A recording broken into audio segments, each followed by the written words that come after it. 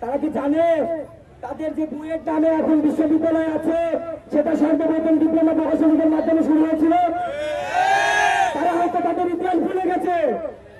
আমরা আজকে রাজপথে এসে জানাতে চাই যে বুয়েটের বড় ভাইরা আপনারা বলেন যে তোরা ছোট ভাই, তোরা ডিব্বা, আমাদের বিভিন্ন ব্যঙ্গ করে বিভিন্ন রকমের কথা বলে, তাদেরকে আমরা জানাতে চাই যে বড় ভাই আপনারা ইতিহাস ঘেটে দেখে আসেন যে আপনাদের বুয়েট নামের প্রথম বিশ্ববিদ্যালয়টা কাদের মাধ্যমে শুরু হয়েছিল।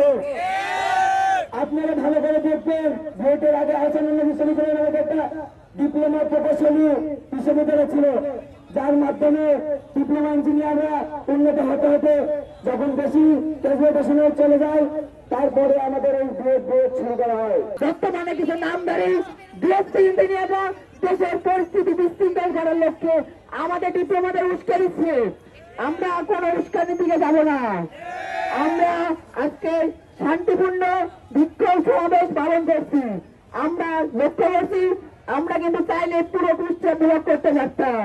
একমাত্র স্মার্ট সিটি বসুন্ধরা, আধুনিকতায় এক ধাপ এগিয়ে।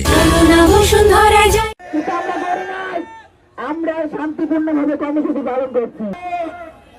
বাংলাদেশে ডিপ্লোমা ইঞ্জিনিয়াররা যদি একবার আপনাদের বিরুদ্ধে যদি সোচ্চার হয় আপনাদের কিন্তু অস্তিত্ব খুঁজে পাওয়া যাবে না।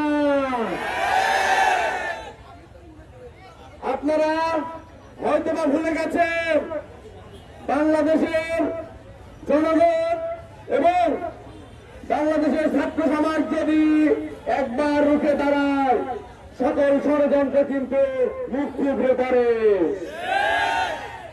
আপনারা দেখেছেন গত 2024 সালে 5 আগস্ট এই যে ষড়যন্ত্র এবং যে কোটা, আপনার আমি তো মনে করি এটা কোটার ভিত্তিতে আপনারা আসতে চান, কারণ আপনারা পিএসসি ইঞ্জিনিয়ার।